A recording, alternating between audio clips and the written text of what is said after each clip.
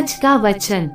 पहला पाठ प्रेरित चरित अध्याय 9 पद संख्या 26 से 31। जब साउल यरूशलेम पहुंचा तो वो शिष्यों के समुदाय में सम्मिलित हो जाने की कोशिश करता रहा, किंतु वे सब उससे डरते थे, क्योंकि उन्हें विश्वास नहीं हो रहा था कि वो सचमुच ईसा का शिष्य बन गया है।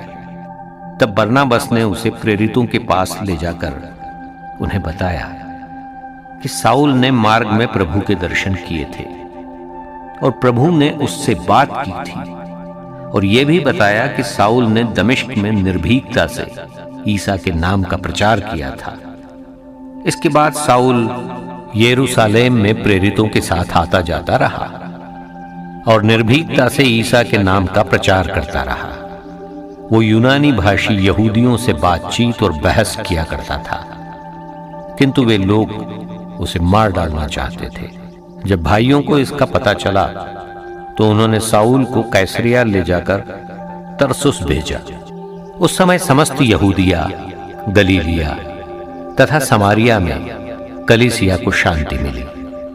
उसका विकास होता जा रहा था और वो प्रभु पर श्रद्धा रखती हुई और पवित्र आत्मा की सांत्वना द्वारा बल प्राप्त करती हुई बराबर बढ़ती जाती थी। दूसरा पाठ संत यूहन्ना का पहला पत्र अध्याय 3 पद संख्या 18 से 24। बच्चों, हम वचन से नहीं, कर्म से, मुख से नहीं, हृदय से एक दूसरे को प्यार करें। इसी से हम जान जाएंगे कि हम सत्य की संतान हैं। और जब कभी हमारा अंतःकरण हम पर दोष लगाएगा तो हम ईश्वर के सामने अपने को आश्वासन दे सकेंगे, क्योंकि ईश्वर हमारे अंतःकरण से बड़ा है और वो सब कुछ जानता है। प्यारे भाइयों, यदि हमारा अंतःकरण हम पर दोष नहीं लगाता है तो हम ईश्वर का पूरा भरोसा रख सकते हैं। हम उससे जो कुछ मांगेंगे वो हमें वही प्रदान करेगा, क्योंकि हम उसकी आज्ञाओं का पालन करते हैं और वही करते हैं जो उसे अच्छा लगता है। और उसकी आज्ञा ये है कि हम उसके पुत्र ईसा मसीह के नाम में विश्वास करें और एक दूसरे को प्यार करें, जैसा कि मसीह ने हमें आदेश दिया। जो ईश्वर की आज्ञाओं का पालन करता है वो ईश्वर में निवास करता है और ईश्वर उसमें। और हम जानते हैं कि वो हम में निवास करता है, क्योंकि उसने हमको अपना आत्मा प्रदान किया है।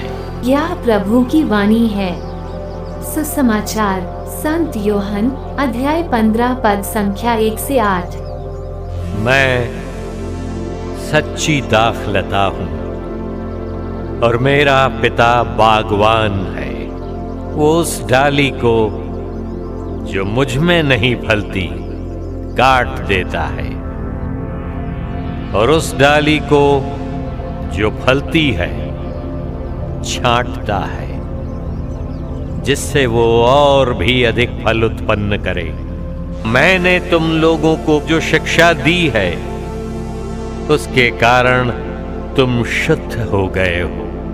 तुम मुझ में रहो और मैं तुम में रहूंगा।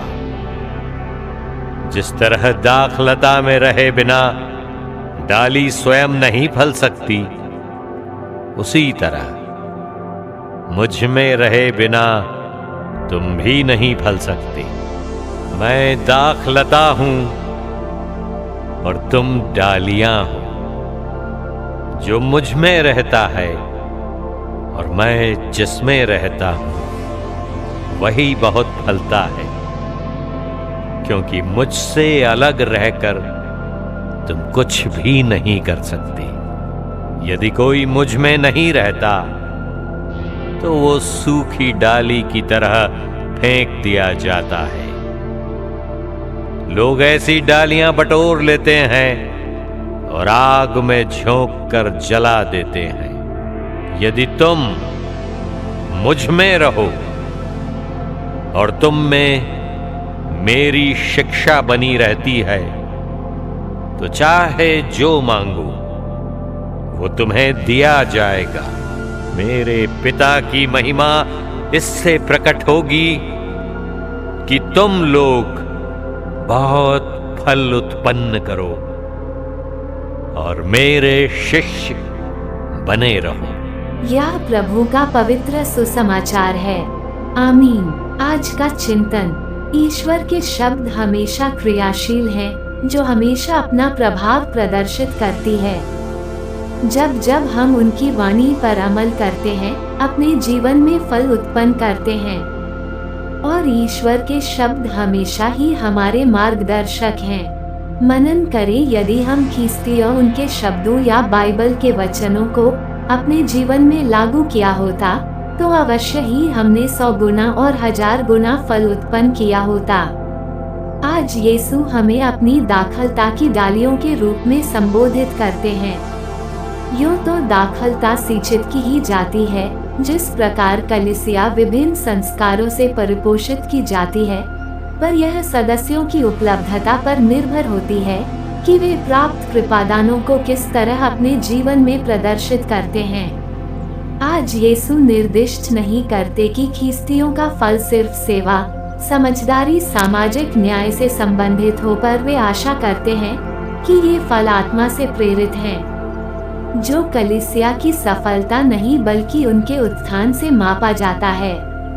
आमीन।